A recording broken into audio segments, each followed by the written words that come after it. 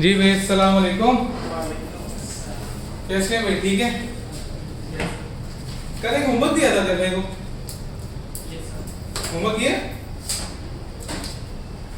Question 4 था और question 5 था। चलो होमवर्क में चेक कर लूंगा बाद। दोनों को 40,000 आंसर आता है। क्या हुआ? दोनों को 40,000 आंसर आता है। दोनों का हाँ सेम है, ठीक है। Same answer. नहीं आज हम किसके बारे में बात करने लगे? कल हमने स्ट्रेट लाइन के बारे में पढ़ लिया। आज किसके बारे में बात होने लगी है?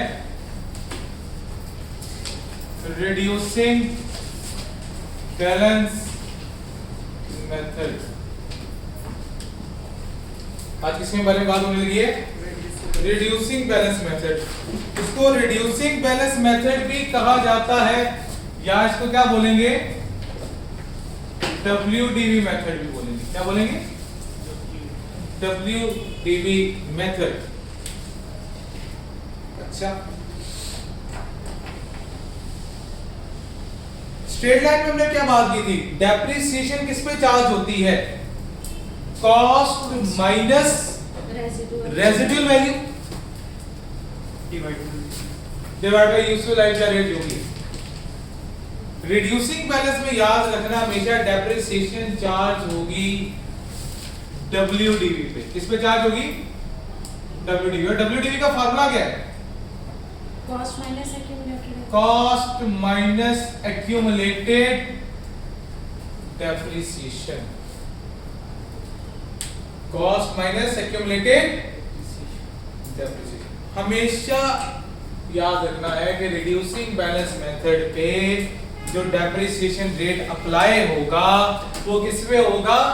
WDB पे होगा। Depreciation will always be charged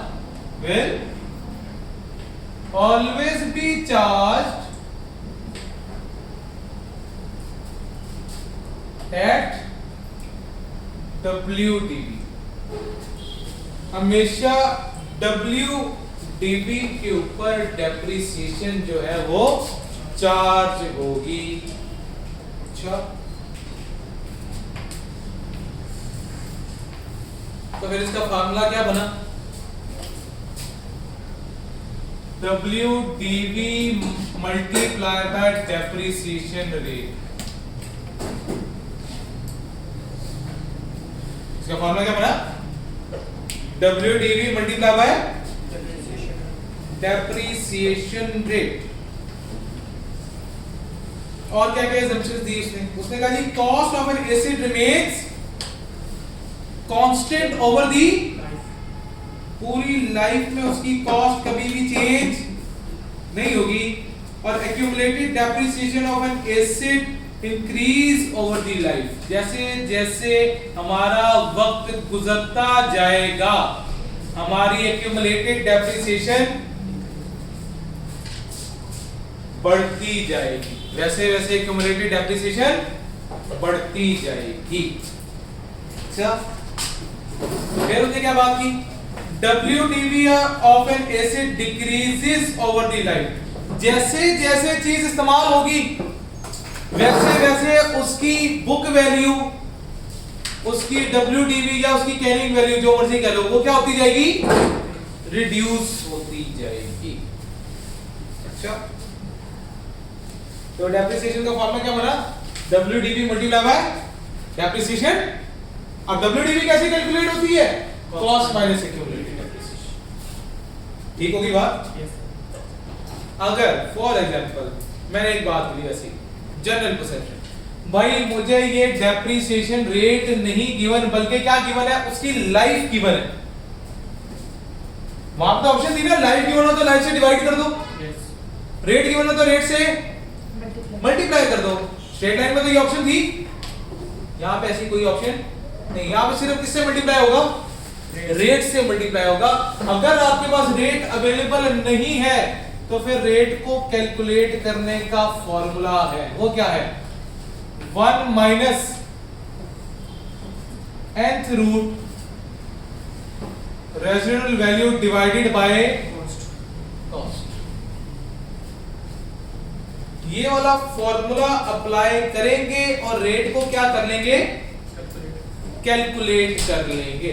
तो रेट को कैलकुलेट करने के लिए ये फॉर्मूला आपने अप्लाई करना है, 1 minus nth root residual value divided by cost.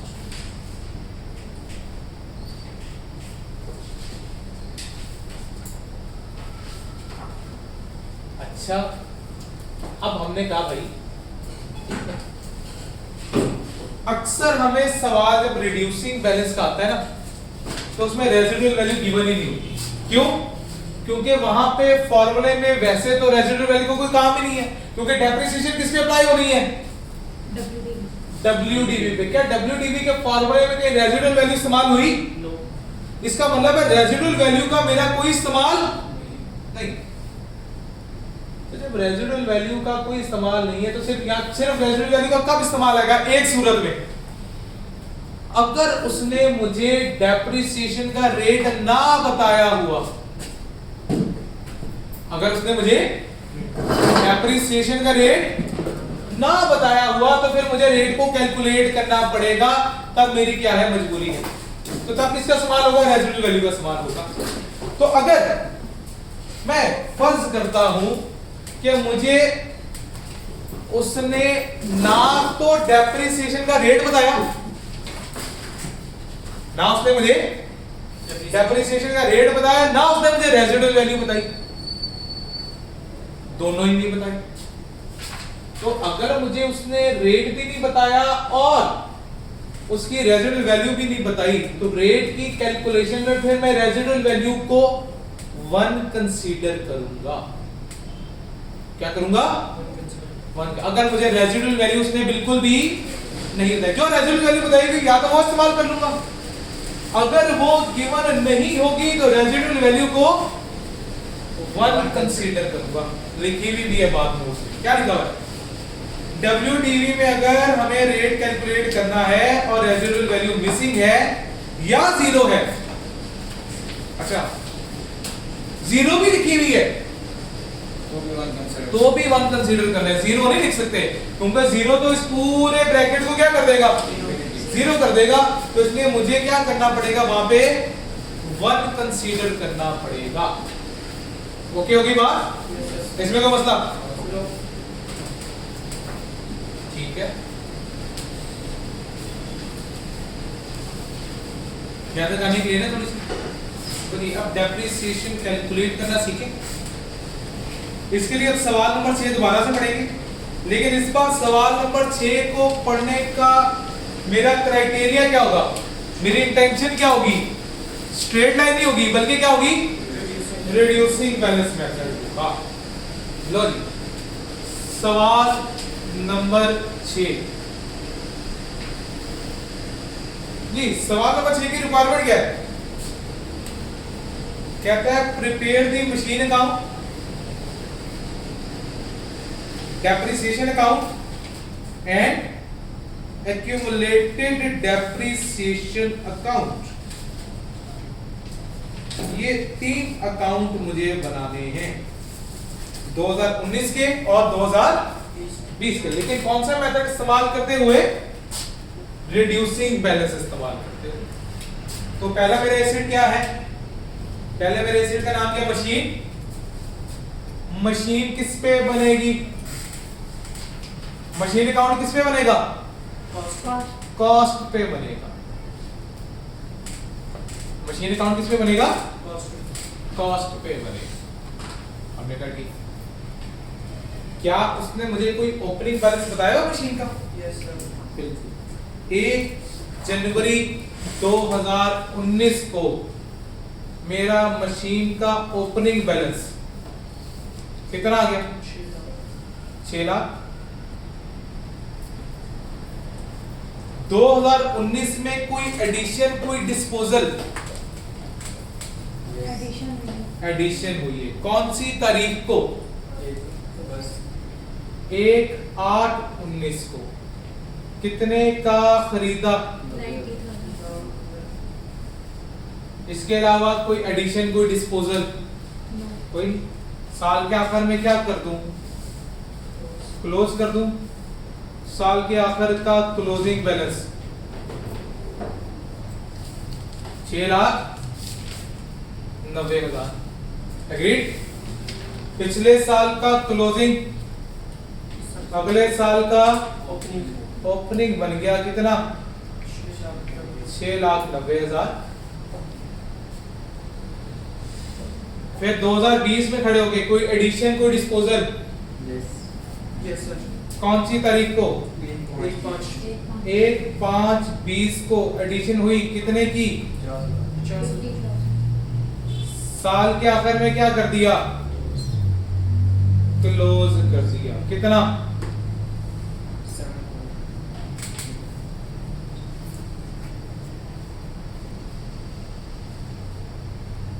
नहीं, मशीन अकाउंट बन गया 2 सालों में। साथ में क्या बनना था इसका? Accumulated depreciation account. सर हम एप्लीकेशन इस्तेमाल कर सकते हैं? यार कोशिश करो ना करो। हाँ, एक्यूमुलेटेड डेप्रिसिएशन की हद तक कर सकते हो, लेकिन ट्राई करो ना करो, पूरा ही लिखा करो।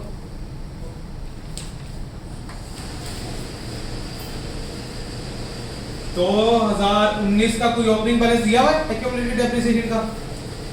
Yes, sir. जी, 1/1/19 का एक्यूमुलेटेड डेप्रिसिएशन का ओपनिंग बैलेंस 2 लाख। Yes, sir. साल गुजर जाएगा, साल के आखिर में क्या होगी? Depreciation. डेप्रिसिएशन चार्ज होगी 31/12/19 को। डेप्रिसिएशन के लिए क्या करेंगे? वर्किंग नंबर ले, वर्किंग नंबर 1 की तरफ आ गए। डेप्रिसिएशन ऑफ मशीन, सबसे पहले क्या लिखेंगे? Depreciation on Opening asset. Opening assets Excluding disposals. Excluding Disposals. Disposals Add the beginning. At WDV। अच्छा, अब इसके साथ WDV लिखना क्यों जरूरी हो गया? पहले तो मैंने WDV नहीं लिखा। जब स्टेटमेंट वाला सवाल किया तो क्या उसमें WDV लिखा? No. उसमें नहीं लिखा, क्योंकि अगर सवाल साइलेंट हो तो हमेशा याद रखिए स्ट्रेट लाइन मेथड होता है डेप्रिसिएशन। अगर सवाल साइलेंट है तो डेप्रिसिएशन मेथड क्या है? Straight line. लेकिन अब आपका स्ट्रेट लाइन नहीं है, WDV है, तो आपको बताना पड़ेगा कि आप डेप्रिसिएशन किस हिसाब से कैलकुलेट कर रहे हो। लेकिन सर अगर उसने केला WDV पूछा हुआ तो यहाँ पे लिखेंगे। हाँ, फिर भी लिखें, फिर- मेंशन करना है ताकि पता लगे कि आप WDV इस्तेमाल करें। ठीक है, अब आपके पास WDV कैलकुलेट करने का फार्मूला क्या था? Cost minus Cost minus accumulated. acquisition. लेकिन मुझे कौन सी WDV चाहिए? Opening. ओपनिंग के लिए मुझे पहले क्या चाहिए? ओपनिंग कॉस्ट और ओपनिंग WDV। Yes sir. तो मुझे बताएं ओपनिंग कॉस्ट कितनी? 6 लाख।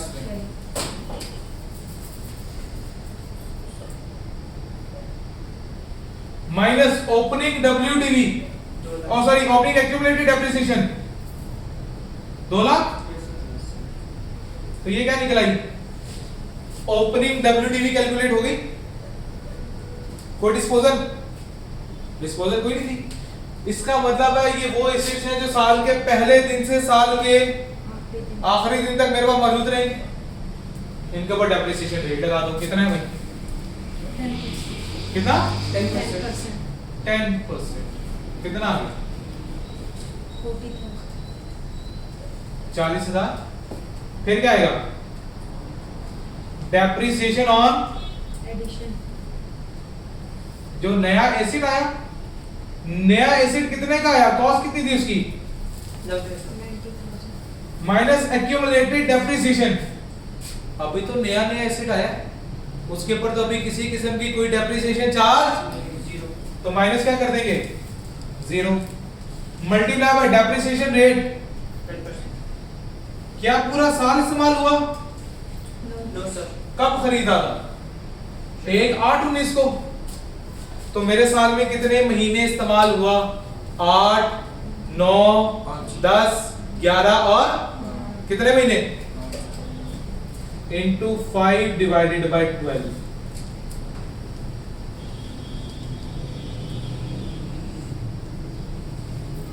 कितना आ गया 3750 और तो कुछ नहीं रह गया था एडिशन पे भी डेप्रिसिएशन चार्ज होगी टोटल करते हैं साल का 4375 लो जी साल का पूरा डेप्रिसिएशन 43750 को डिस्पोजल तो हुई नहीं तो साल के आखिर में क्या कर दूं क्लोज कर देता हूं क्लोजिंग बैलेंस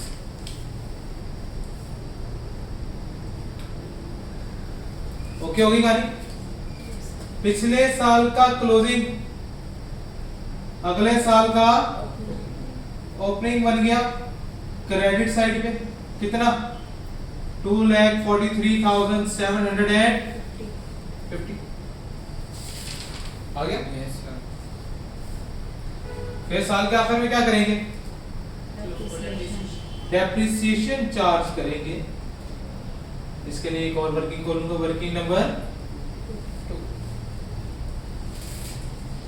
वर्किंग नंबर 2 ये कौन से साल का था 2019 का अब कौन सी वर्किंग होने लगी है 2020 हाँ जी सबसे पहले क्या लिखेंगे depreciation on opening assets excluding disposals at WT हाँ जी मेरे ओपनिंग एसेट कितने के 2020 में कितने के हैं ये देखो कितने के आ रहे हैं 6,90,000 जी 6,90,000 माइनस कॉस्ट WDV का फॉर्मूला क्या था कॉस्ट माइनस तो ओपनिंग एक्यूमुलेटेड डेप्रिसिएशन कितनी 2,43,750 ओपनिंग WDV आ गई मल्टीप्लाई बाय कोई डिस्पोजल थी नहीं थी तो मल्टीप्लाई बाय डेप्रिसिएशन रेट कितना 10% जी कितना 44625 फिर क्या आ गया डेप्रिसिएशन ऑन एडिशन एडिशन कितने की 50,000 50,000 की रेजिडुअल सॉरी एक्यूमुलेटेड डेप्रिसिएशन 0 तो भाई पहला साल है मल्टीप्लाई बाय डेप्रिसिएशन रेट 10%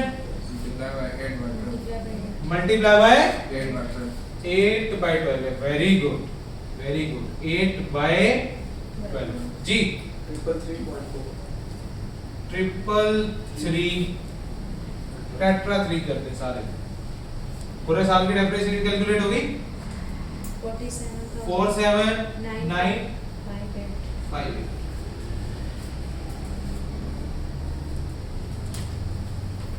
47,950 साल के आखिर में मैंने क्या कर दिया इसको क्लोज कर दिया क्लोजिंग बैलेंस कितना आ गया 2,91,708 708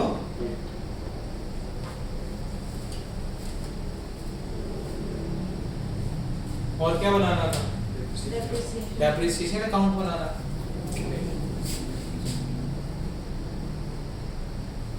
डेप्रिसिएशन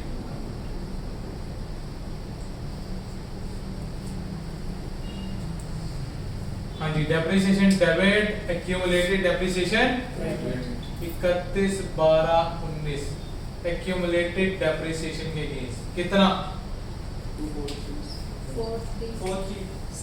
43750 और इसको कहाँ ट्रांसफर कर दिया PNL में ट्रांसफर कर दिया कितना 43750 फिर कौन सा साल आ गया 31/12/20 एक्यूमुलेटेड डेप्रिसिएशन कितनी 47958 और इसको साल के आखिर में क्या कर दिया क्लोज करके पीएनएल में ट्रांसफर कर दिया 47,950 ले ये टॉपिक क्या हो गया तो यार जी इसमें कोई मसला, कोई सवाल, क्लियर है कहानी, पक्का? क्वेश्चन 7 और 8 के साथ क्या नजर आ रहा है? HW का मतलब क्या है? होमवर्क। और जो लोग कहेंगे सर हम घर में नहीं रहते, हम हॉस्टल पे रहते हैं, तो उसके लिए हॉस्टल वर्क, ठीक है ना? अब इसको होमवर्क समझना है, हॉस्टल वर्क समझना है, ये तुम्हारी चॉइस है। कोई मसला? श्योर।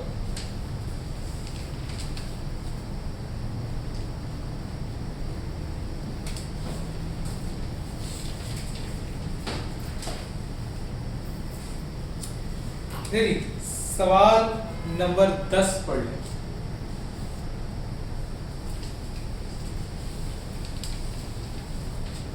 मैं बता दूं?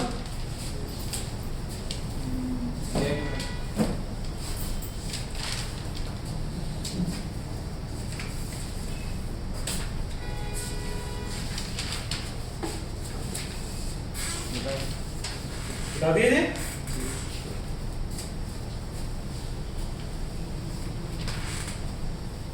सर आज एक्सट्रैक्ट नहीं है। एक्सट्रैक्ट से बनाए जा सकते हैं, गुड आइडिया। चलो अगले सवाल में आते हैं एक्सट्रैक्ट। वैसे एक्सट्रैक्ट हमारी रिक्वायरमेंट नहीं होती, लेकिन कई सवालों में आ जाता है, इसलिए मैं एक्सट्रैक्ट एक्स्ट्रा वैसे ही बनवा लेता हूं, ठीक है?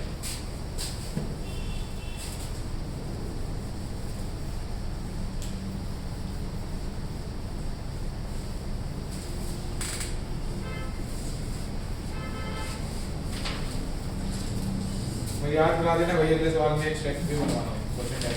चलो अच्छा जी, क्वेश्चन टाइप में क्या लिखा हुआ है? Prepare relevant accounts. अच्छा जी, अकाउंट से मुराद क्या है? T account. अकाउंट से हमेशा याद रखना, अकाउंट से क्या मुराद है? T accounts. अच्छा, जब भी वो कहे कि रेलेवेंट अकाउंट्स बना दो, तो रेलेवेंट अकाउंट में कौन कौन से अकाउंट्स बनेंगे, ये चीज ध्यान में रखना। किसकी बात कर रहे हैं? रेलेवेंट अकाउंट्स में। रेलेवेंट अकाउंट्स में कौन कौन से डी अकाउंट होती है? एक तो आएगा एसेट अकाउंट, एक क्या आएगा? एक्यूमुलेटेड डेप्रिसिएशन अकाउंट, और एक आएगा डिस्पोजल अकाउंट। अगर कोई डिस्पोजल हुई है तो ये 3 अकाउंट्स आपके रेलेवेंट अकाउंट्स होते हैं, बाकी हमें कोई और अकाउंट बनाने की जरूरत नहीं है। तो जब भी वो ये मांगे कि भाई मुझे रेलेवेंट अकाउंट्स बना दो, तो एक मेरा कौन सा बनेगा? एसेट अकाउंट बनेगा। एक मेरा कौन सा बनेगा? एक्यूमुलेटेड डेप्रिसिएशन अकाउंट बनेगा। और एक अगर डिस्पोजल सवाल में गिवन है तो डिस्पोजल अकाउंट आया करेगा। क्लियर होगी बात? आगे सवाल नंबर 10 के ऊपर रेलेवेंट अकाउंट्स बनाने कह रहा है, तो अगर तो डिस्पोजल अकाउंट भी दिखाई दिया तो फिर डिस्पोजल अकाउंट भी बना लेंगे। जब तक डिस्पोजल अकाउंट दिखाई नहीं दे रहा, हम डिस्पोजल अकाउंट की बातें नहीं करेंगे। कहते हैं mister Sharif has informed you that following balances are appearing on 1 January 2013 in the books of accounts. Machinery का उसने कॉस्ट बैलेंस दे दिया और उसका एक्यूमुलेटेड डेप्रिसिएशन का बैलेंस दे दिया। कौन सी तारीख का? 1 जनवरी 2013। इसका मतलब ये क्या है? Opening balances. चलो करते हैं। क्वेश्चन नंबर कौन सा है? 10। क्या बनाने लगा हूं? Machine account. अच्छा, मशीन अकाउंट किस पे बनेगा? कॉस्ट पे बनेगा। साथ में क्या बनेगा?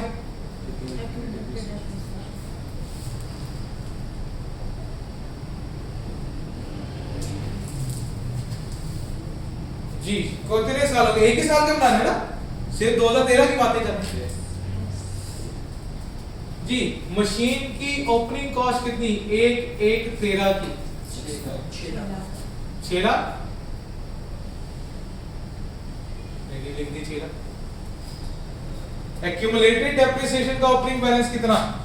3 लाख। BD balance 3 lakh. इसके बाद क्या आ गया? नेक्स्ट मेरे पास क्या चीज आ गई? उसने कहा जी following is a detail of additions. Addition का मतलब क्या है? ऐड हुई, ठीक है। कटर मशीन है और मोल्डिंग मशीन है, दोनों मशीन ही, ठीक हो गया। तो मशीन आई है, एक कब आई है? 1/3/2013 को कितने की? 5 लाख की। तो डेबिट हो गई। और एक कौन सी तारीख को आई? 1/8/13 को आई। कितने की आई? 2.5 लाख।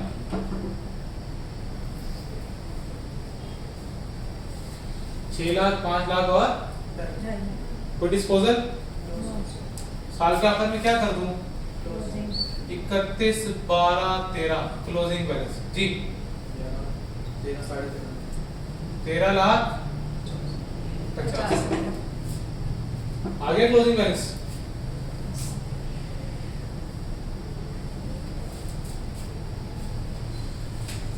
फिर क्या करेंगे?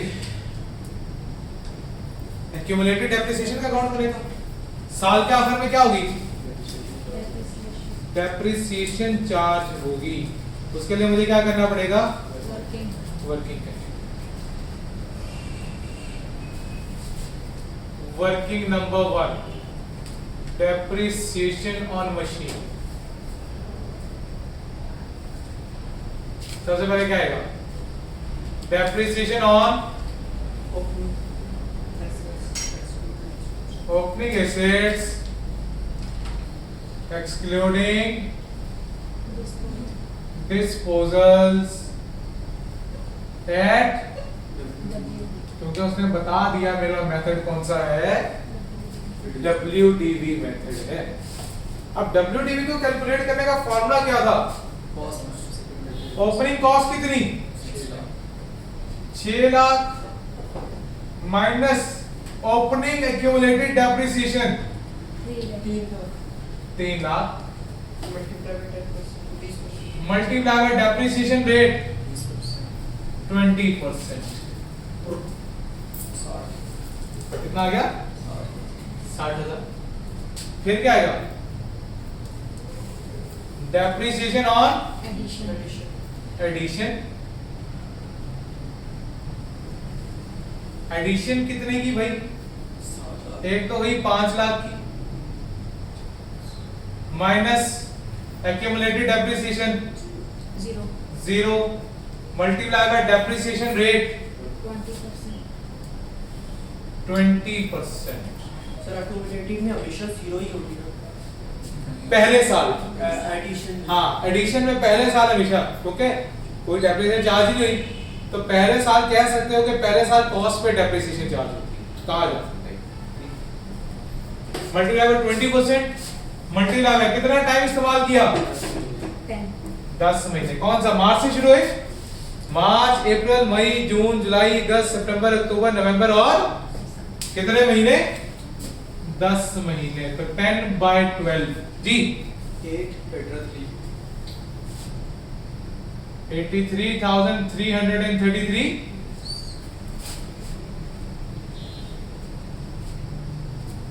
फिर उसके बाद एक और एडिशन हुई थी, कितने की? 2,50,000 minus multiply by depreciation rate into कितने महीने इस्तेमाल हुआ? 5 महीने। 5/12 जी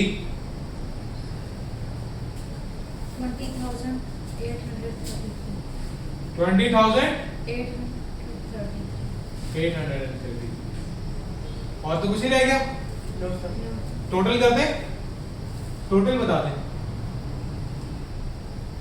164166 4166 1,64,160 और इसको मैंने क्या कर दिया साल के आखिर में क्लोज कर दिया क्लोजिंग बैलेंस कितना आ गया 4,64,166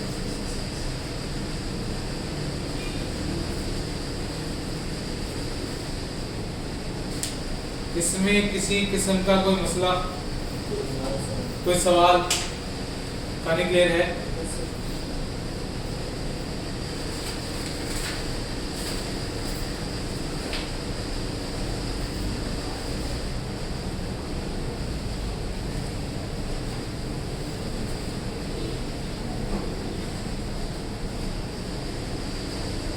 पेपर में आता है हाँ अच्छा जी अच्छा एक्सट्रैक्ट क्या बनाने लगे हैं इनकम स्टेटमेंट और बैलेंस शीट एक्स्ट्रा एक्सट्रैक्ट की बात करें अच्छा सबसे पहले क्या आएगा कंपनी का नाम क्या था भाई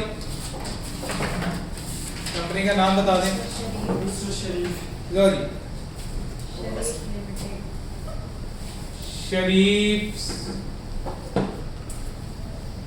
इनकम स्टेटमेंट एक्सट्रैक्ट अच्छा मैं शॉर्टकट में लिख रहा हूं तुम लोगों ने नहीं लिखना income statement extract for the year ended अब इसको फॉर द ईयर एंड पढ़ना बेटे मुना पढ़ना शुरू करते हैं सही क्या है फॉर द ईयर एंडेड ठीक है फॉर द ईयर एंडेड हाँ जी कौन सा साल था मेरा 31/12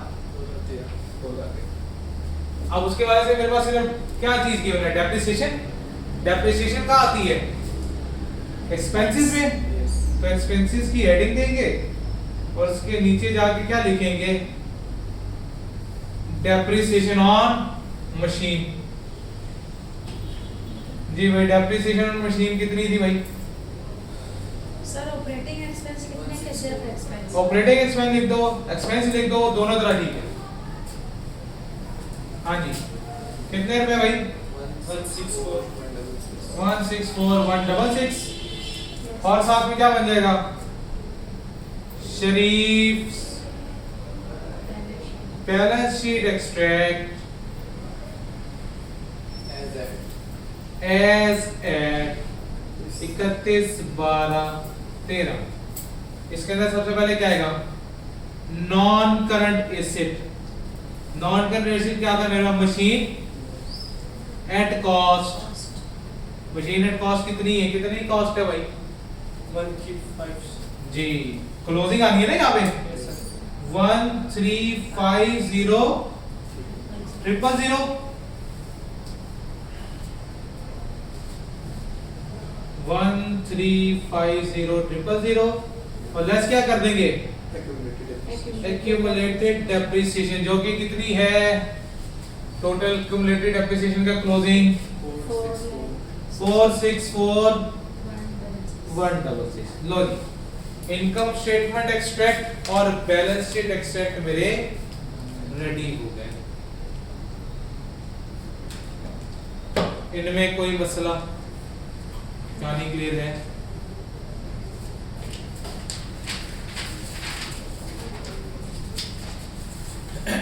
जी स्ट्रेट लाइन मेथड और रिड्यूसिंग बैलेंस मेथड में किसी किस्म का कोई मसला कहानी क्लियर है टोटल टी काउंट के हवाले से एक्सट्रैक्ट के हवाले से क्यों बनाते हैं ये बेटा एक्सट्रैक्ट्स वो कभी-कभार मांग लेता है आपसे वो कहता है जी मुझे इनकम स्टेटमेंट एक्सट्रैक्ट दे दो बैलेंस शीट एक्सट्रैक्ट दे दो सवाल की रिक्वायरमेंट अभी नहीं है लेकिन पेपर में आ सकती है अब आपको पता है एक्सट्रैक्ट क्या है एक्सट्रैक्ट सिर्फ वो होते हैं जितनी चीजें उसके हवाले से गिवन है पूरी इनकम स्टेटमेंट नहीं बनानी पूरी बैलेंस शीट नहीं बनानी हमें सिर्फ उतना पोर्शन बनाना है जितने की मुझे जरूरत है जितने का डाटा मेरे पास गिवन है Yes. जो डाटा नहीं गिवन वो ले लीजिए ओके होगी बात यस बता दो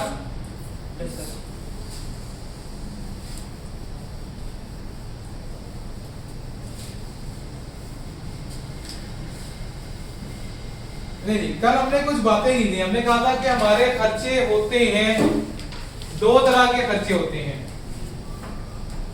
एक वो खर्चा जो day to day running of the business में काम आए, और एक वो खर्चा जो मेरे एसेट्स के ऊपर लग रहा होता है, एक्सपेंडिचर। दो तरह के एक्सपेंडिचर है मेरे पास। कितने तरह के एक्सपेंडिचर है? दो तरह के एक्सपेंडिचर है। एक क्या कहलाता है? कैपिटल एक्सपेंडिचर, और एक कहलाता है रेवेन्यू एक्सपेंडिचर। अच्छा, कैपिटल एक्सपेंडिचर के साथ ब्रैकेट में लिखने एक बात कि it will be added in cost of an asset. Capital expenditure क्या होता है? एसेट की कॉस्ट में ऐड होता है। Yes sir. कैपिटल एक्सपेंडिचर क्या होता है? एसेट की कॉस्ट में ऐड होता है। और revenue expenditure as an expense charge किया जाता है into the profit loss account.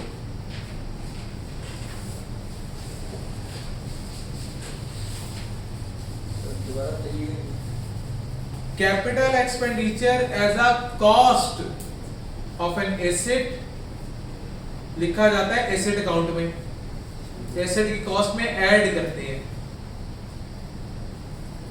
और रेवेन्यू एक्सपेंडिचर चार्ज होता है as an expense income statement के अंदर।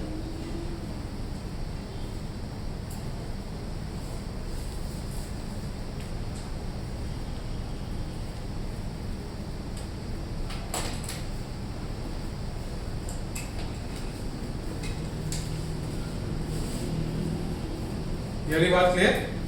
अच्छा, अब पढ़ भी लेते हैं जरा क्या कह रहे हैं। कहता है capital expenditure is expenditure made to acquire और improve long term assets that are used by the business. कहता है ये लॉन्ग टर्म एसेट्स में इस्तेमाल होता है कैपिटल एक्सपेंडिचर। ऐसा खर्चा जो एक साल से ज्यादा अरसे के लिए मुझे फ्यूचर में बेनिफिट दे, तो वो क्या बन जाता है? मेरा non current asset. And revenue expenditure is expenditure on day to day operating expenses. The term capitalization means recognizing a cost as an asset or part of the cost of expenditure as an वो asset की cost में क्या बन जाता है? Part बन जाता है, यानी कि उसमें क्या हो जाता है? ऐड हो जाता है। So when an item of cost is capitalized, it is treated as an asset rather than इसका मतलब है जो एक ऐसा खर्चा जो मेरी एसेट की कॉस्ट में ऐड हो जाए, फिर वो एज एन एक्सपेंस चार्ज नहीं होता, बल्कि क्या होता है? एज एन एसेट चार्ज किया जाता है। अच्छा, फिर वो वजूहात जिनकी वजह से हम जो खर्चे करते हैं उनको कैपिटल एक्सपेंडिचर का हिस्सा बनाते हैं, वो रीजंस जिनकी वजह से क्या बनता है? एक खर्चा कैपिटल एक्सपेंडिचर बनता है। अगर ये रीजंस ना फुलफिल हो रही हो तो फिर वो क्या बन जाता है? रेवेन्यू एक्सपेंडिचर बन जाता है। अच्छा, क्या रीजन है? If business incurred an expense and result in the following styles, then it will be a capital expenditure and considered as an क्या क्या है? एसेट की अगर लाइफ इंक्रीज हो जाए, कोई ऐसा खर्चा जिसने मेरी एसेट की लाइफ बढ़ा दी, अगर कोई ऐसा खर्चा हुआ है जिसने मेरी एसेट की लाइफ बढ़ा दी है, तो उसको मैं क्या चार्ज करूंगा? As a capital expenditure. Capital expenditure क्या होता है? कॉस्ट में ऐड होता है। जो उपाय हासिल करने के लिए मतलब जो बेनिफिट्स हासिल करने के लिए। हाँ भाई देखो, अब आपको पहले बेनिफिट मिल रहा था 5 साल के लिए, अब आपकी लाइफ बढ़ गई, अब आपको बेनिफिट मिलेगा 8 साल के लिए, तो जो आपको फ्यूचर में बेनिफिट दे वो क्या बनता है? एसेट बनता है ना। यस। और एक से ज्यादा सालों में बन रहा है, इसलिए नॉन करंट एसेट है। इसलिए क्या करते हैं? उस नॉन करंट एसेट की कॉस्ट में इनको क्या कर दिया जाता है? ऐड कर दिया जाता है। क्लियर हो गई बात? इसमें कोई मसला? फिर क्या गया? अगर एसिड की कैपेसिटी इंक्रीज हो जाए, तो जिसमें ओवरऑलिंग कॉस्ट आती है। देखो कोई ऐसा खर्चा किया जिसके अंदर अर्निंग कैपेसिटी मेरी इंक्रीज हो गई, ठीक है ना। लाइक फॉर एग्जांपल मैं कहता हूं यहां पे क्या रखी हुई, क्लास में चेयर्स रखी हुई, मैं यहां पे बेंच सिस्टम लगा देता हूं। बेंच लगाने का खर्चा होगा, यस लेकिन उस बेंच लगाने से मुझे फायदा क्या होगा, कैपेसिटी जहां पे 3 लोग बैठ रहे थे अब उस पूरे बेंच पे 4 लोग बैठेंगे। तो जब 4 बैठेंगे तो पहले मुझे फीस आ रही थी 3 बच्चे की, अब मुझे फीस कितने बच्चों की आ रही है, 4 बच्चों की। तो क्या हुआ, मेरी अर्निंग कैपेसिटी बढ़ गई। तो इसको क्या बोलते हैं कि एसिड की क्या हो गई, कैपेसिटी मेरी बढ़ गई। इसे ओवरऑलिंग कॉस्ट कह सकते है overhauling cost. Overhauling cost properly नहीं कह सकते हैं, लेकिन वो नहीं इधर तो कह सकते हैं। क्या लो थोड़ा सा, ठीक है चल सकता है। सर कैपेसिटी से अब इधर अर्निंग कैपेसिटी लेंगे या उसकी वर्किंग कैपेसिटी भी ले सकते हैं या उसकी जो वैसे स्टोरेज वगैरह किसी किस्म की भी कैपेसिटी, देखो कोई भी कैपेसिटी, स्टोरेज कैपेसिटी बढ़ेगी तो अर्निंग कैपेसिटी बढ़ जाएगी। Yes sir. ज़्यादा स्टोर करेगा ज़्यादा। Exactly that is the point कि किसी भी चीज की कैपेसिटी बढ़ जाए, चाहे वो अर्निंग कैपेसिटी है, चाहे वो उसकी वर्किंग कैपेसिटी है, एट द एंड उसने रिजल्ट क्या देना है, मेरी अर्निंग कैपेसिटी को इंक्रीज करना है। कोई भी ऐसा खर्चा, आसान लफ्जों में बात करें, कोई भी ऐसा खर्चा जो मेरी अर्निंग कैपेसिटी को बढ़ा दे वो कैपिटल एक्सपेंडिचर है, और कोई भी ऐसा खर्चा जो मेरी अर्निंग कैपेसिटी को स्टेबल रखे, मेंटेन रखे, वो रेवेन्यू एक्सपेंडिचर। ये एक ऐसा होता है जैसे ठीक होगी ना बात। Yes, sir. तो अगर किसी ने अर्निंग कैपेसिटी बढ़ गई, कैपिटल है। अगर किसी खर्चे की वजह से अर्निंग कैपेसिटी नहीं इंक्रीज हुई तो रेवेन्यू एक्सपेंडिचर। और रेवेन्यू एक्सपेंडिचर क्या चार्ज होता है, एज एन एक्सपेंस, और capital expenditure as an asset. Quality of output from asset has improved, quality improve हो गई। कोई ऐसा खर्चा किया जिससे क्वालिटी इंप्रूव हो गई। अर्निंग भी improve। देखो जब मेरी क्वालिटी इंप्रूव हो जाएगी तो क्या फिर मैं वो सस्ता बेचूंगा, मैं उसको कभी भी सस्ता नहीं बेचूंगा, मैं उसकी कीमत बढ़ा दूंगा, तो ऑटोमेटिकली मेरी अर्निंग कैपेसिटी इंक्रीज हो जाएगी। तो वो भी क्या बन गया, फिर मेरा कैपिटल एक्सपेंडिचर बन गया। अच्छा, एसिड्स पार्ट रिप्लेस्ड, एसिड का कोई एक हिस्सा बदल गया। अच्छा, आमतौर पे ना यहाँ पे बच्चा बड़ा कंफ्यूज होता है, कहता है देखें सर एसिड का हिस्सा बदला है, अर्निंग कैपेसिटी तो वही रही जो पहले ही थी। नहीं, इसको इस पॉइंट ऑफ व्यू से नहीं सोचो। अगर एसिड का कोई पार्ट तब्दील होता है, लाइक फॉर एग्जांपल मैं कहता हूं एसी, एसी चल रहा है, एसी के अंदर बहुत सारे कंपोनेंट लगे हुए हैं, एसिड का कैपेसिटर खराब हो जाता है।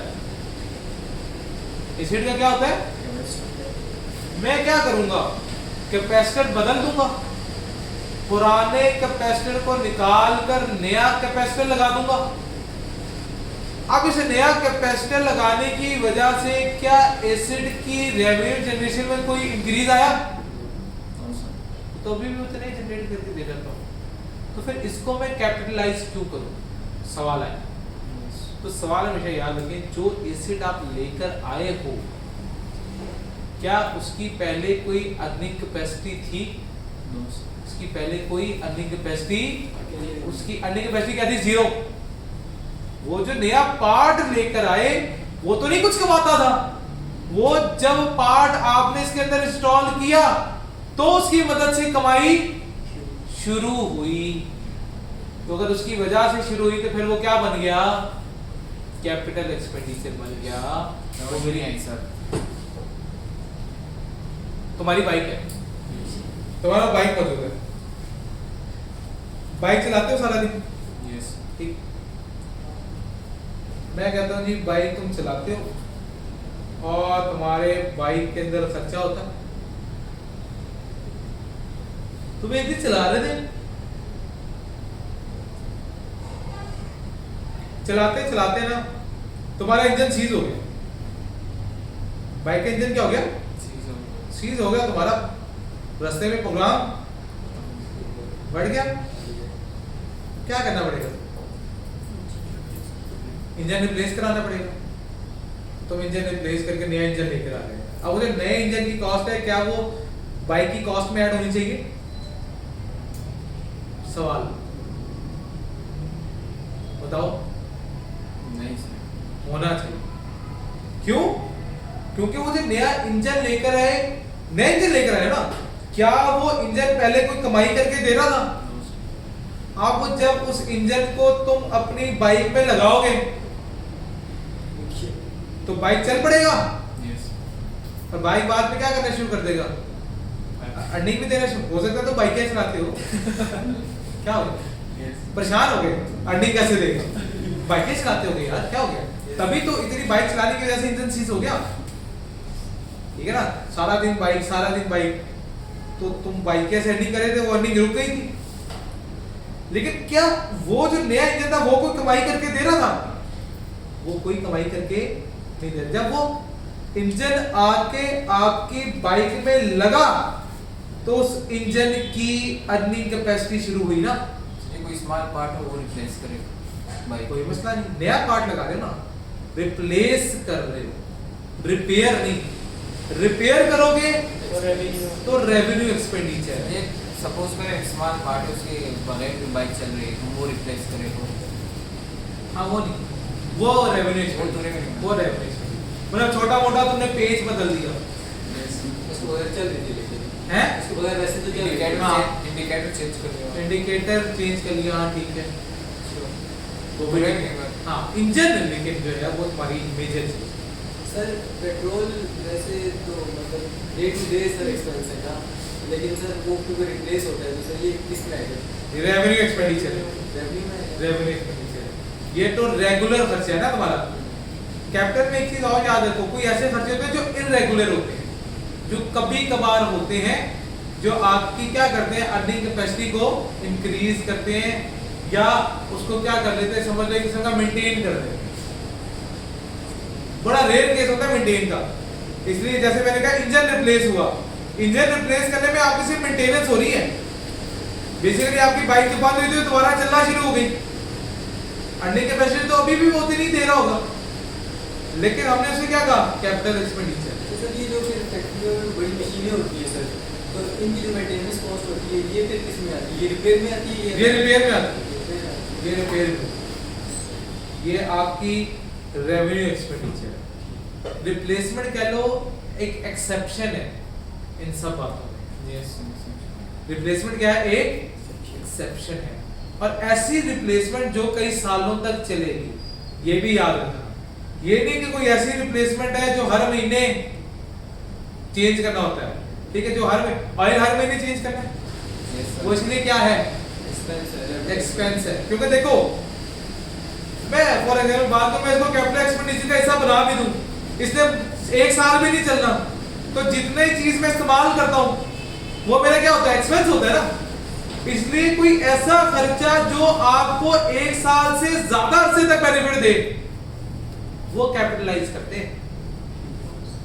वो वाला खर्चा कैपिटलाइज नहीं करते जो एक साल से ज्यादा अरसे तक बेनिफिट प्रोवाइड। बात समझ आएगी? Yes sir. इसमें कोई मसला? फिर क्या आ गया, एसिड का प्रोडक्शन टाइम डिक्रीज हो गया।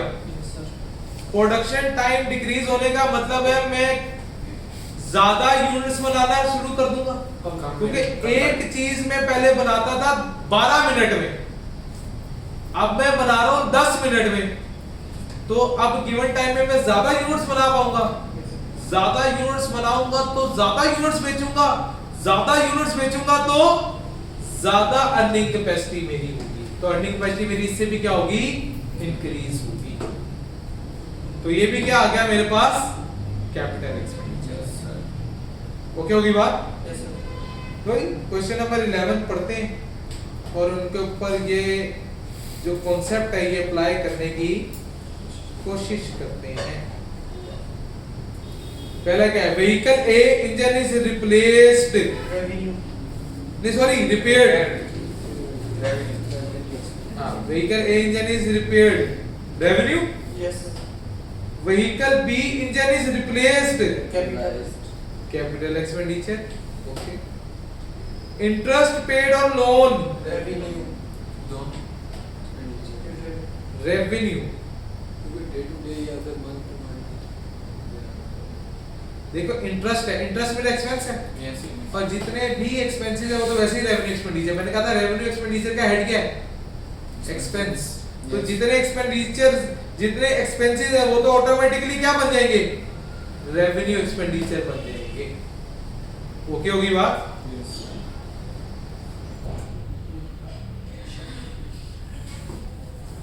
ओके जी, तो क्या बात कर रहे थे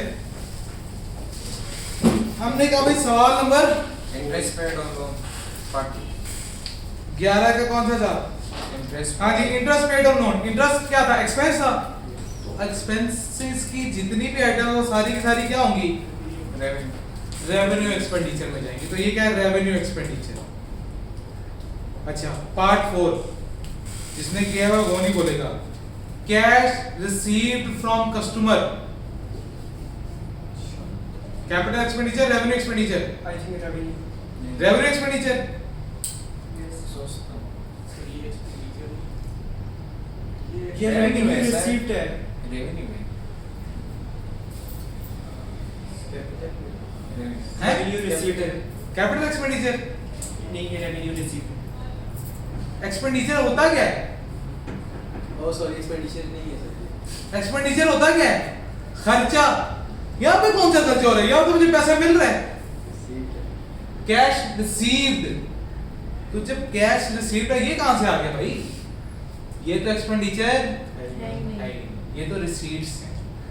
ओके होगी कहानी, ये भी चीज ध्यान में रखनी है। हर दफा अन्य वाली शुरू हो जा रहा है, कैपिटल एक्सपेंडिचर, रेवेन्यू एक्सपेंडिचर, खर्चा हो भी ना तो भी खर्चा एक्सपेंडिचर। ध्यान रखना है भाई, ये आई कैप इसी तरह घुमाता है ना। तो आपने घूमना नहीं है, आपने होश से काम लेना है, जोश से नहीं काम लेना। अच्छा फिर क्या आ गया, cash paid to employees for their wages, revenue expenditure, very good. Wages paid by a building contractor to his own staff for construction of an office room, capital expenditure, very good. फिर क्या आ गया, the purchase of machinery for use in the business, capital expenditure. Carriage paid to bring the above mentioned machinery to the factory, capital expenditure. Monthly electricity bill, revenue expenditure. The purchase of soft drink vending machine for the canteen, capital expenditure. The stock of soft drink purchased for resale along with above mentioned vending machine, revenue expenditure, very good। क्योंकि ये किसने खरीदा गया था, resale purpose के लिए, तो ये भी क्या आ गया, रेवेन्यू एक्सपेंडिचर आ गया। Annual motor vehicle tax paid for existing car, revenue expenditure, very good, tax paid है। Annual motor vehicle tax paid for a new car, new car है अभी तक इस्तेमाल नहीं हुई। एसिड का एक रूल पढ़ा था हमने कैपिटल कि एसिड जब तक अवेलेबल फॉर यूज ना हो जाए उसके ऊपर जितने भी खर्चे होंगे वो सारे के सारे कॉस्ट में ऐड होंगे। तो अभी तो नहीं कार है ना, अभी तक तो इस्तेमाल में नहीं आई, तो इसके ऊपर जो भी टैक्स पे करूंगा, जो भी खर्चे कर रहा हूं, वो क्या बन गया, कैपिटल एक्सपेंडिचर। क्लियर होगी कहानी, चलो इसके बाद क्या आ गया, cost of alteration in office van to increase carrying capacity, capacity increase हो रही है कैपिटल एक्सपेंडिचर है। ओके हो गई कहानी? अच्छा जी अगला क्या है? Small but expensive alterations to a manufacturing machine which increase the output of that machine by capital हाँ जी कैपिटल कैसे पता लगा? सर उसकी वो प्रोडक्शन इंक्रीज हो रही है। उसकी प्रोडक्शन कैपेसिटी क्या हो रही है? इंक्रीज हो रही है। Very good. तो 15% से ये क्या बन गया? कैपिटल एक्सपेंडिचर बन गया। ये stock of soft drink purchase policy हाँ रेवेन्यू एक्सपेंडिचर है ना, रीसेल पर्पस के लिए। ये तो रीसेल पर्पस के लिए, तो ये रेवेन्यू एक्सपेंडिचर हो गया।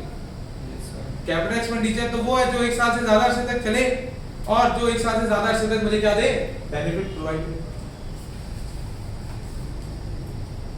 अच्छा अब बात करते हैं कि किसी भी एसिड की कॉस्ट कैलकुलेट करने में क्या क्या चीजें ऐड होती हैं, क्या क्या चीजें लेस होती हैं।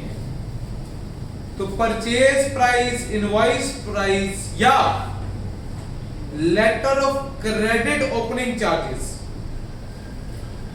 ये क्या होता है? कॉस्ट ऑफ एन एसिड में क्या होती हैं? ऐड होती हैं। इसमें ये बात याद रखने वाली क्या है? Letter of credit.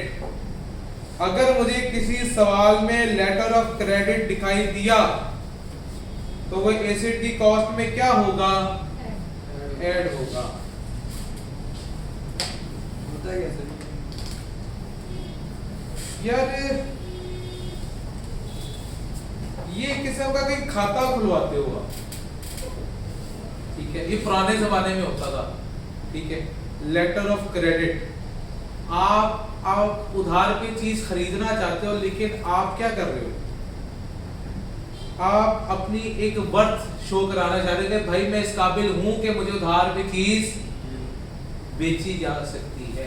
Letter of credit कि हाँ इसको क्रेडिट पे चीजें सेल हो सकती हैं। तो उसके कोई ओपनिंग चार्ज, उसको ओपन करवाने, उस अकाउंट को खुलवाने के चार्जेस, तो वो क्या होते हैं? वो भी कैपिटलाइज किए जाते हैं, क्योंकि बेसिकली उसका मकसद क्या होता है? चीजें खरीदना ना, तो इसलिए वो भी क्या करते हैं? हम इनवॉइस में ऐड करते हैं। लेस ट्रेड डिस्काउंट माने बीबीओ वाला डिस्काउंट, बार्गेन, क्योंकि इसमें सबसे बेहतरीन काम कौन कर सकती हैं? लेडीज कर सकती हैं। जितनी अच्छी बहस उनसे वो कर सकती हैं, उससे अच्छी बहस हम नहीं कर सकते, ठीक है? इसलिए वो शादीशुदा लोगों के लिए भी एक ही बात की जाती है कि वाइफ आर ऑलवेज राइट, ठीक है ना? तो वही बात है, क्योंकि वो भी बीबी है तो उनके साथ बहस तो नहीं की जा सकती। अच्छा खैर नेक्स्ट। हम कुछ नहीं सर कर आपके लेक्चर रिकॉर्ड हो गए हैं? लेक्चर रिकॉर्ड हो गए। हम कुछ नहीं कर सकते। यार देखो सच सच होता है। अच्छा खैर छोड़ो, इन बातों में क्या रखा है, आगे आते हैं। इसको इतना जोर ना दो। लेस क्या क्या? Cash discount. कैश डिस्काउंट क्या होता है? इसका दूसरा नाम है अर्ली सेटलमेंट डिस्काउंट। ये किसको मिलता है? ये उसी वक्त का डिस्काउंट नहीं। ट्रेड डिस्काउंट क्या है? ऑन द स्पॉट बेसो मोबाइल से जो आप कीमत कम कराते हो, ये तो वो है ट्रेड डिस्काउंट। कैश डिस्काउंट क्या है? Prompt payment. ये होता है कि आप किसी से अर्ली पैसे वसूल करना चाह रहे हो। मतलब फॉर एग्जांपल मैं कहता हूँ शयान ने मेरे 1 लाख रुपए देने, शयान ने मेरे 1 लाख रुपए देने, मुझे डर लग रहा है यार कि शयान मेरे पैसे लेके भाग ना जाए। मैं शयान को क्या कहता हूँ? डर है ना मेरे अंदर एक। मैं शयान को कहता, शयान बात सुन, मुझे लाख रुपए देने मुझे, तू अगर अगले मुझे 10 दिन में पैसे वापस कर देना तो मैं तेरे से सिर्फ 90,000 रुपए लूंगा। अब इसको भी क्या नजर आया? फायदा। हालांकि ये तो भागने वाला नहीं था, इसको तो अंदर से पता था मैंने नहीं भागना। डर किसको लगा हुआ था? डर तो मुझे लगा हुआ था। वो खुश हो गया, तो यार अगर मैं पहले पे कर दूं तो 90,000 पे जान छूट जाएगी। जान कह रहा जो 90,000 पे कर देता हूं तो 10,000 क्या आ गया? डिस्काउंट आ गया। तो वो भी मेरी क्या करेगा? कॉस्ट को रिड्यूस कर देगा। ऑब्वियस बात है, अब शयान को सेसेट की इतनी कॉस्ट नहीं पड़ी। पहले क्या थी? 1 लाख रुपए थी, अब वो 90,000 में उसको पड़ गया, तो 10,000 की उसकी कॉस्ट ऑटोमेटिकली क्या हो गई, रिड्यूस हो गई, तो वो माइनस कर देंगे। सर ये इसको सेटलमेंट डिस्काउंट भी कहते हैं। हाँ, सेटलमेंट डिस्काउंट भी prompt payment discount, prompt payment discount, early settlement discount, settlement discount, कुछ भी कह। फिर और क्या माइनस होगा, रिबेट, सब्सिडी, यानी कि गवर्नमेंट की तरफ से जो ग्रांट मिलती है, गवर्नमेंट ग्रांट आप पढ़ोगे, इसके ऊपर पूरा स्टैंडर्ड है आईएस 23, ओ सॉरी गवर्नमेंट का आईएस 20 में जाके आप ये चीज पढ़ोगे। रिबेट और सब्सिडी सेम चीज है। हाँ, ये बेसिकली गवर्नमेंट की तरफ से ग्रांट मिलती है आपको। मतलब गवर्नमेंट क्या कहती है, गवर्नमेंट आपकी हेल्प करती है, गवर्नमेंट कहती है आप आगे इंडस्ट्री लगाओ, आप चीजें लगाओ, उसके लिए जो चीजें तुम्हें चाहिए होंगी उनमें मैं कंट्रीब्यूशन करूंगा। मतलब एक मशीन है वो 10 लाख की आनी थी, गवर्नमेंट क्या कह रही है 4 लाख रुपए मैं देती, तो मुझे भी एसिड कितने का पड़ा है, 6 लाख का पड़ा है ना, मुझे 10 लाख का तो नहीं पड़ा, तो इसका मतलब वो मेरी क्या होगी, कॉस्ट में कमी आ गई। तो जो कॉस्ट में कमी आई इसको मैंने क्या कर दिया, माइनस कर दिया। और क्या क्या है, ऐड, पहले तो लेस की बात है नहीं, अब किसकी बात हो रही है, add. Carriage inward, carriage inward क्या है, किसी भी चीज को लाने का खर्चा, अगर मैं एसिड को लेकर आऊंगा और उसको लाने का कोई खर्चा होगा तो वो ऐड हो जाएगा। फ्रेट चार्जेस, किराया, वो भी इसको लाने का खर्चा, तो वो भी एसिड की कॉस्ट में क्या हो जाएगा, ऐड हो जाएगा। वही वाली बात आ गई कि किसी भी चीज को, एसिड को जब तक मैं इस्तेमाल नहीं कर लेता, अवेलेबल फॉर यूज नहीं हो जाता, उस वक्त तक के जितने खर्चे होंगे वो सारे क्या कर लूंगा, कैपिटल ऐड कर लूंगा। तो फ्रेट चार्जेस क्या हो गए, ऐड हो गए।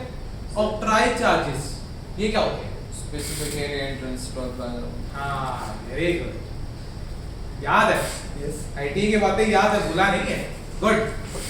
तुमने क्या चीज है? और ट्राई चार्जेस होते हैं किसी स्पेसिफिक एरिया में एंटर होने के चार्ज, टोल देते हो, टोल प्लाजा पे क्या होता है, उस एरिया के अंदर एंटर होने के चार्जेस है ना। तो अगर मैं कोई चीज लेकर आ रहा हूँ, कोई एसिड लेकर आ रहा हूँ, रास्ते में टोल के पैसे पे कर रहा हूँ, तो वो टोल के चार्जेस भी क्या होंगे, मेरे एसिड की कॉस्ट में ऐड हो गए। क्लियर होगी बात। फिर उसके बाद क्या है, असेंबली कॉस्ट। असेंबली क्या होती है, उसको असेंबल करना, जोड़ना। अगर एसिड के अलग अलग हिस्से हैं तो उसको एसिड को जोड़ना। कभी बेड लाते हुए देखा घर में, बेड का एक हिस्से में आता है, उसके अलग अलग हिस्से होते हैं, फिर आप एक मजदूर बुलाते हो, उसको कहते हो भाई इस बेड को क्या कर दो, जोड़ दो। तो उस बेड को जोड़ने के चार्जेस, असेंबल करने के चार्जेस, वो भी अभी तक अवेलेबल फॉर यूज नहीं हुआ था ना। तो जब तक अवेलेबल फॉर यूज नहीं हुआ, उसके ऊपर जो भी खर्चा हो रहा है वो क्या हो गया, कैपिटलाइज हो गया। तो वो भी एसिड की कॉस्ट में क्या हो जाएगा, ऐड हो जाएगा। Add insurance in transit. Insurance in transit क्या होता है, ट्रांजिट मतलब जो अभी रास्ते में हो। हाँ, आपने अपना एसिड मंगवाया अमेरिका से, आपने यहाँ से खरीदा ही नहीं, आप थे अमीर आदमी, आप कहते मैं छोटी मोटी चीजें खरीदता, मैं सीधे अमेरिका से चीज मंगाऊंगा। अब अमेरिका से चीज चल के तो नहीं आ जाएगी, क्या होगा, आप क्या कराओगे, शिपमेंट। आप क्या कराओगे, शिपमेंट कराओगे। अब आपने शिपमेंट कराई, आपने ला दी बहरी जहाज पे मेरा एसिड आएगा, ठीक है ना, मेरे एसिड बहरी जहाज पे आएंगे। जैसे वो फिल्म का डायलॉग है, मेरे करण अर्जुन आएंगे, वैसे ही मेरे एसिड आएंगे, ठीक है। अब मेरे एसिड तो आएंगे, लेकिन मेरे एसिड बहरी जहाज में आएंगे। अब मुझे लग गया डर, क्या ये टाइटैनिक ना बन जाए। टाइटैनिक के साथ क्या होगा, डूब गया ना, यस सर। मेरा जहाज भी डूब गया, तो मेरे एसिड भी डूब जाएगा। तो मैंने क्या किया, खतरे से बचने के लिए मैंने उसकी इंश्योरेंस करा दी। अब इंश्योरेंस पे भी तो खर्चा करूंगा, इंश्योरेंस पे भी तो, वो इंश्योरेंस का खर्चा भी कॉस्ट में क्या हो जाएगा, ऐड हो जाएगा। इंश्योरेंस खर्चा भी क्या होगा, कॉस्ट में ऐड हो जाएगा। क्लियर बात। इसके बाद क्या है, clearing agent. Add clearing agent charges. Clearing agent charges का मतलब क्या है, legal charges, court charges. Legal charges, ठीक है। किसी कोर्ट कचहरी का खर्चा वो भी क्या हो जाएगा, ऐड हो जाएगा। फिर क्या आ गया, नॉन रिफंडेबल टैक्सेस, कोई एक्सेस टैक्सेस आपने पे किए जो आपको रिफंड होने वाले, तो वो भी जैसे बात है कॉस्ट में ऐड होगा, जो वापस तो आने ही नहीं, ठीक है ना। अगर नॉन रिफंडेबल चार्जेस पहले से एडेड है फिर इग्नोर कर देना, अगर ऐड नहीं हुए भी होंगे तो उनको ऐड कर देना, ओके हो गई कहानी।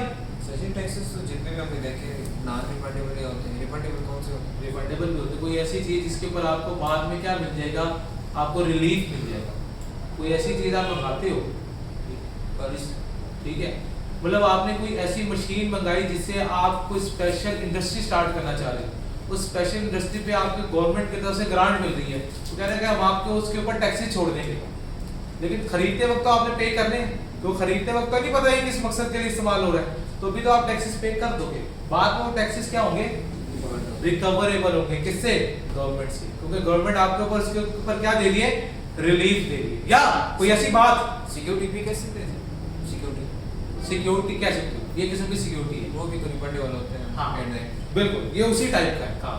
लाइक फॉर एग्जांपल आपको गवर्नमेंट ने कहा मैं आपको रिलीफ तो दूंगा टैक्सेस में, लेकिन कब दूंगा, अगर तुम ये इंडस्ट्री यहाँ पे 3 साल तक चलाओगे, तो इसका मतलब 3 साल तक मुझे नहीं मिला 3 साल तक मैं टैक्सेस पे कर रहा हूँ, लेकिन अगर 3 साल तक मैं इंडस्ट्री चलाने में कामयाब हो गया तो जितने टैक्सेस मैंने पे किए वो सारे के सारे मुझे क्या मिल जाएंगे, वापस मिल जाएंगे। क्लियर हो गई बात। इसके बाद क्या आ गया, रिप्लेसमेंट ऑफ पार्ट, कोई पार्ट रिप्लेस होता है, ये तो मैंने पहले ही कहा था, ये क्या होगा, कैपिटल एक्सपेंडिचर होगा, ये कैपिटलाइज करेंगे। फिर साइट प्रिपरेशन कॉस्ट, ऐसी जगह पे मैं एसिड इंस्टॉल करने लगा हूं जहां पे पहले मुझे क्या करनी पड़ेगी, वो साइट प्रिपेयर करनी पड़ेगी। लाइक मैं पेट्रोल पंप खोल रहा हूं, पेट्रोल पंप के लिए पहले मुझे क्या करनी पड़ेगी, खुदाइयां करनी पड़ेगी, फिर उसका पूरा सिस्टम एक बनाना पड़ेगा, फिर उसके हिसाब से मुझे अपनी मशीनरी उसके ऊपर लगानी पड़ेगी। तो पूरी एक साइट है जो मुझे क्या करनी है, प्रिपेयर करनी है। तो साइट प्रिपरेशन कॉस्ट भी क्या होगी, कॉस्ट में ऐड होगी। डिसमेंटलिंग कॉस्ट, कॉस्ट के साथ डिसमेंटलिंग, कॉस्ट के साथ डिसमेंटल होता है उसको खत्म करना। वो जो मैंने साइट प्रिपेयर की, मैंने अपना पंप बनाया, अब मुझे पंप बेचना है, तो हो सकता है कोई पंप तो मेरे से खरीदे ना जमीन खरीद ले, तो पहले मुझे उसको क्या करना पड़ेगा, पहले उसे ओरिजिनल हालत में लाना पड़ेगा, पिछली चीजों को सारों को क्या करना पड़ेगा, डिसमेंटल करना पड़ेगा, खत्म करना पड़ेगा। खत्म करने पे भी मेरा क्या होगा, खर्चा होगा, उस खर्चे को भी क्या करूंगा मैं, कॉस्ट में ऐड करूंगा। लेकिन याद रखना ये जो डिसमेंटलिंग कॉस्ट है इसकी प्रेजेंट वैल्यू ऐड होती है, क्योंकि डिसमेंटलिंग कॉस्ट आज नहीं लगनी, फ्यूचर में किसी टाइम में लगनी है, तो इसके साथ लिख लो कि डिसमेंटलिंग कॉस्ट की प्रेजेंट वैल्यू ऐड होती है कॉस्ट में।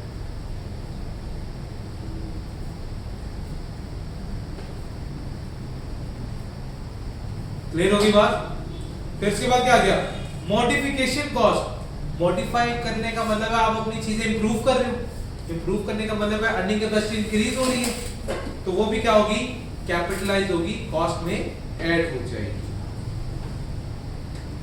फिर इसके बाद क्या आ गया, any cost directly attributable to bringing the asset to the location and condition, और कोई किसी किस्म का खर्चा जो एसिड को लाने के लिए और उसको इस्तेमाल करने से पहले के खर्चे को, कोई भी ऐसा खर्चा हो गया जो ऊपर मिस हो गया है, वो भी हम क्या करेंगे, ऐड करेंगे। सारे तो ऊपर जिक्र किए गए, तकरीबन हर चीज तो कवर हो गई है। फिर भी उसने कहा अगर कोई चीज इसमें कवर नहीं हुई, कोई ऐसा खर्चा जो ऊपर कवर नहीं हुआ है, वो आप क्या कर लो, वो भी ऐड कर लो। क्लियर होगी बात। फिर क्या आ गया, डायरेक्टली एट्रीब्यूटेबल कॉस्ट की एग्जांपल्स। सर इसमें पहले लास्ट पॉइंट, अच्छा जी, लास्ट पॉइंट क्या है, cost of testing whether the acid is functioning properly and professional fees such as architect and surveyor fees. Cost of testing क्या है? आप अपना प्रोडक्ट लॉन्च करने से पहले उसको टेस्ट रन करते हो। पहले क्या करते हो? टेस्ट रन करते हो। उसके ऊपर भी क्या होगा? खर्चा होगा। वो खर्चा भी क्या किया जाएगा? कैपिटलाइज किया जाएगा। लेकिन ये इसके ऊपर एक छोटा सा पॉइंट है। ओरिजिनली अब ये स्टैंडर्ड से निकाल दिया गया टेस्टिंग कॉस्ट, ठीक है? ये बात सुन के जाना। असल में तो टेस्टिंग कॉस्ट आपके स्टैंडर्ड में से निकाल दी गई है, लेकिन अभी तक ICAP ने इसके ऊपर अपना कोई नोटिफिकेशन जारी नहीं किया। हम तो ICAP का पेपर देने जा रहे हैं, तो जब तक ICAP कह ना दे कि टेस्टिंग कॉस्ट आपने कैपिटलाइज अब नहीं करनी, तब तक आपने टेस्टिंग कॉस्ट को क्या करना है? कैपिटलाइज करना है। वैसे ही निकल चुका है, लेकिन जब तक ICAP इसके ऊपर अपनी वर्डिक्ट नहीं दे देता, आपने इसको अपने स्टैंडर्ड्स में से निकालना नहीं। अभी तक हम इसको क्या करेंगे? कैपिटलाइज करेंगे टेस्टिंग कॉस्ट। सर जो प्रोफेशनल फीस वगैरह अब इसमें हम कॉस्ट में डालते हैं ना, तो अब जैसे कोई फैक्ट्री का मैनेजर है, मतलब वैसे तो अपनी वो जॉब कर रहा है, उसको ये IT में MCQ बिठाना है कि मतलब क्वेश्चन था उसमें किसी ने की, तो अब लेकिन जो हम कोई स्पेसिफिक काम करवाते हैं जो उसके पैसे देंगे वो हम कॉस्ट में ऐड करेंगे, मतलब वो कैपिटलाइज। अगर आप कोई स्पेसिफिक काम, मतलब मैं बड़ी छोटी एग्जांपल दूंगा। डेप्रिसिएशन क्या होता है? एक्सपेंस होता है। लेकिन कोई डेप्रिसिएशन चार्ज हो रही किसी नए एसिड को बनाने के लिए, किसी नए एसिड को बनाने के लिए किसी पुराने एसिड का इस्तेमाल किया, तो उसके ऊपर डेप्रिसिएशन चार्ज हुई थी। डेप्रिसिएशन आपकी क्या थी? कॉस्ट थी। वो कॉस्ट भी क्या होगी उसके अंदर? कैपिटलाइज। वो फिर एक्सपेंस में नहीं जाएगा, वो एक्सपेंसेस में नहीं जाएगा, वो उसकी कॉस्ट में क्या हो जाएगा? ऐड हो जाएगा। बात समझ आई? यस सर, क्लियर है यहाँ तक बात? अच्छा जी, वेजेस फॉर द कंस्ट्रक्शन और एक्विजिशन। कोई वेजेस मैंने पे की किसी कंस्ट्रक्शन के लिए, कोई मैं अपना एसेट डेवलप कर रहा हूं, उसके अंदर मैं किसी को वेजेस पे कर रहा हूं, तो वो वेजेस पे क्या होगी? कैपिटलाइज होगी, क्योंकि वो अभी तक अवेलेबल फॉर यूज नहीं हुआ। जब तक वो अवेलेबल फॉर यूज नहीं हो रहा, सारे खर्चे क्या होंगे? कैपिटलाइज होंगे। Cost of site preparation including material and, कोई भी साइट प्रिपेयर करने के लिए मुझे मटेरियल कॉस्ट लगी, लेबर कॉस्ट लगी, वो भी क्या होगी? कैपिटलाइज होगी। Initial delivery and handling cost, उस एसिड को हैंडल करने के लिए, उसको डिलीवर करने के लिए कोई खर्च हुआ है, लोडिंग का, अनलोडिंग का, कैरिज का, फ्रेट का, कोई भी खर्चा हुआ है, ये भी क्या होगा? कॉस्ट में ऐड होगा। इंस्टॉलेशन एंड असेंबली, भाई जब तक कोई इंस्टॉल नहीं होगा, इंस्टॉलेशन का खर्चा भी क्या होगा? कैपिटलाइज होगा। असेंबल करने का खर्चा भी क्या होगा? कैपिटलाइज होगा। ठीक होगी ना बात? इनमें कोई मसला? ये वाली कहानी क्लियर? Yes sir. पक्का? Yes sir. जी आर्किटेक्ट और सर्वाइवल भी कौन सा? आर्किटेक्ट का खर्चा भाई, आर्किटेक्ट कौन होता है? ये जो आपके एसिड का डिजाइन बनाए, यस सर। तो एसिड का डिजाइन बनाएगा, ये कब बनाएगा? एसिड को बनाने से पहले ना। यस। तो अभी तक तो एसिड इस्तेमाल में नहीं आया, तो एसिड को बनाने से पहले उसमें जो भी खर्चे किए यस सर। सारे के सारे कैपिटलाइज होंगे। तो आर्किटेक्ट का खर्चा भी कैपिटलाइज किया जाएगा। क्लियर होगी बात? यस। चलिए नेक्स्ट क्या आ गया भाई मेरे पास? Operating expenses. Operating expenses not treated at cost but expense out. भाई ये वो खर्चे हैं जो कॉस्ट का हिस्सा नहीं। नहीं बनेंगे, बल्कि क्या होंगे? उनके एक्सपेंसेस का पार्ट बनेगा। Like refundable taxes,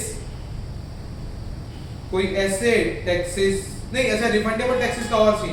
refundable taxes क्या है मेरे? Operating expense. लेकिन बाद में ये क्या है? अभी तो खर्चे हो गए, बाद में ये क्या है? रिसीवेबल। इसका नीचे एंट्री देखो क्या पास हुई है? Receivable from government. डेबिट। अभी तो टैक्सेस पे कर दी, अभी तो मेरा खर्चा हो गया, अभी कहाँ जाएगा? अभी कहाँ जाएगा ये खर्चा? पीएनएल में एज एन एक्सपेंस जाएगा। लेकिन जब मेरी कंडीशन पूरी हो जाएगी तो गवर्नमेंट मुझे क्या कर देगा? ये पे बैक कर देगा।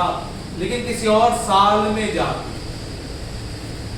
इसलिए अब तब तक मैं इसको क्या करूंगा, as a operating expense charge करता हूं, और बाद में इसको क्या कर दूंगा, अदर इनकम के तौर पे पीएनएल में डाल दूंगा। क्लियर हो गई बात? जनरल ओवरहेड्स, ओवरहेड्स क्या है, खर्चा है, एक्सपेंसेस में आ जाएगा।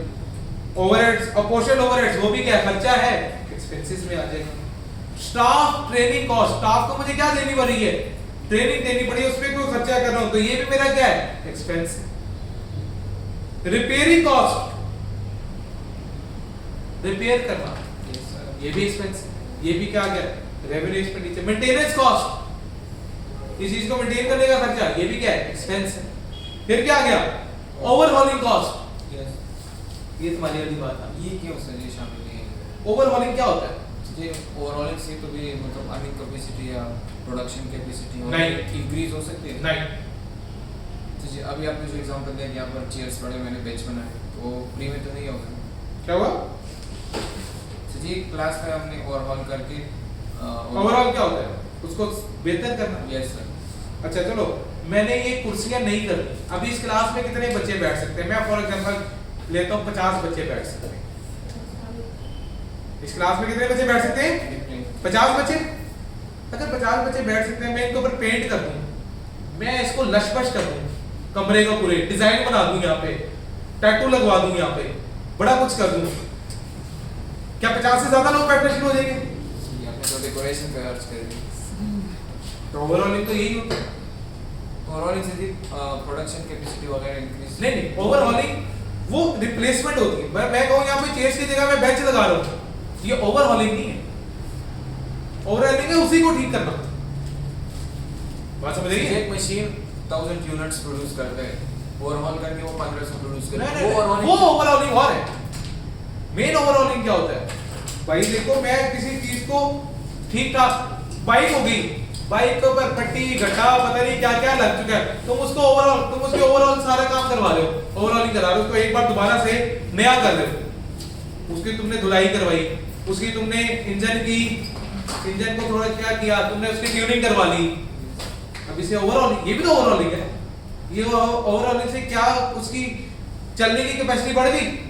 नहीं, वो मेंटेन हुई। तो ये क्या होता है, ये भी एक्सपेंसेस होती है। फिर क्या आ गई, वारंटी कॉस्ट। वारंटी क्या होती है पता? Yes sir. तो 2-3 पॉइंट है। वारंटी कॉस्ट क्या होती है? ये ठीक करके वापस एक होती है गारंटी, गारंटी होती है चीज रिप्लेस होना, एक होती है वारंटी, वारंटी में चीज ठीक रिप्लेस करते होती है बल्कि ठीक करते हैं। ठीक करने में क्या होगा, खर्चा, वो खर्चे को कहां लेके जाओगे आप, एक्सपेंसेस में ले जाओगे। एडमिनिस्ट्रेटिव कॉस्ट, ये भी क्या है, खर्चा है संभालने का, तो ये भी क्या है, एक्सपेंस है।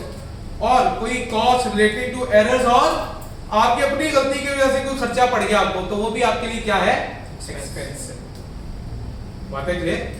तो हमें पता होना चाहिए कि क्या चीज एक्सपेंस है और क्या चीज कैपिटलाइज होनी है। तो ये चीज आप एक बार घर से कल रिवाइज करके आएंगे, ठीक है? जो होमवर्क दिया वो होमवर्क करेंगे, ताकि जब हम कल सवाल करें तो आपको चीजें बताओ। कल मैं पूछूंगा, ठीक है? सर नहीं आ रही सर। वो ही परसों सर का कितने दिनों का चल रहा है? एक दिन का भाई, सुबह जा रहे शाम को वापसी है, बड़ी दूर जा रहे हैं ना, 2.5 घंटे का रास्ता है मुश्किल से, ठीक? तो बाकी इंशाल्लाह अगले लेक्चर मुलाकात होगी भाई, तब तक अल्लाह हाफिज।